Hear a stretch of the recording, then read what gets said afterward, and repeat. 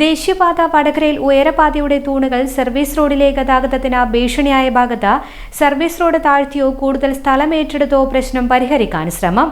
നിലവിൽ വാഹനങ്ങൾ തൂണിൽ തട്ടാതിരിക്കാൻ റോഡിൽ ഡിവൈഡർ വെച്ചിട്ടുണ്ട്. ഇതോടെ ഇവിടെ റോഡിന്റെ വീതി 3 മുതൽ 4 മീറ്റർ വരെയായി ചുരുങ്ങി. ഓവുചാൽ സ്ലാബിന്റെ 1.5 മീറ്ററും കൂട്ടിയാൽ 4.5 മീറ്റർ മുതൽ 5.5 മീറ്റർ വരെ മാത്രമാണ് വീതി.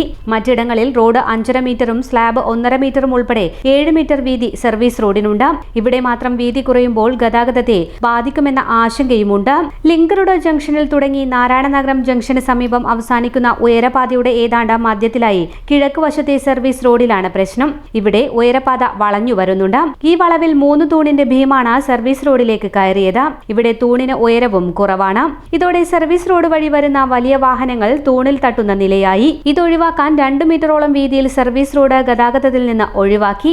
ഈ ഭാഗത്തേക്ക് വാഹനങ്ങൾ കടക്കാതിരിക്കാൻ റോഡിൽ കോൺക്രീറ്റ് ഡിവൈഡറുകൾ വെച്ചിട്ടുണ്ട്. ഇതല്ലെങ്കിൽ വാഹനങ്ങൾ തൂണിൽ തട്ടുമെന്ന നിലയാണ്. ഈ പ്രശ്നം ഒഴിവാക്കാൻ NHI ആരാഞ്ഞത് 2 മാർഗങ്ങളാണ്. ഒന്ന്, ഈ ഭാഗത്ത് മാത്രം റോഡിന്റെ വീതി കിഴക്ക് വശത്ത് കൂട്ടുക. മറ്റൊന്ന്, ഇവിടെ സർവീസ് റോഡ് കുഴിച്ചു താഴ്ത്തി തൂണിൽ തട്ടുന്ന സാധ്യത ഒഴിവാക്കുക. തൂണിൽ തട്ടാതിരിക്കാൻ വലിയ തോതിൽ റോഡ് കുഴിച്ച് താഴ്ത്തേണ്ടി വരും. ഇത് പ്രായോഗികമായ പ്രശ്നങ്ങൾ ഉണ്ടാക്കുമെന്നതിനാൽ ഒരു വശത്ത് സർവീസ് റോഡിന്റെ വീതി കൂട്ടുകയായിരിക്കും പ്രതിവിധി. എന്നാൽ ഇതിനുള്ള ശ്രമങ്ങൾ തുടങ്ങിയിട്ടില്ലെന്നാണ് വിവരം. സ്വകാര്യ സ്ഥാപനത്തിന്റെ അധീനതയിലുള്ളതാണ് സമീപത്തെ സ്ഥലം. ഈ സ്ഥലം ഏറ്റെടുക്കുന്നതിന് നടപടികൾ ഏറെയുണ്ടാകും. സ്ലാബ് ഗതാഗതത്തിന് ഉപയോഗിക്കാനും സാധിക്കില്ല. പലയിടങ്ങളിലും തകർന്ന് കിടക്കുകയാണ്. വാഹനങ്ങൾ തൂണിൽ തട്ടാതിരിക്കാൻ സ്ഥിരം ഡിവൈഡറും തൂണിന്റെ ഭാഗത്ത് വേണ്ടിവരും. ഗവൺമെന്റ് ജില്ലാ ആശുപത്രിയിലേക്കുള്ള 2 റോഡുകൾ ഈ സർവീസ് റോഡിലാണ് വന്നു ചേരുന്നത്.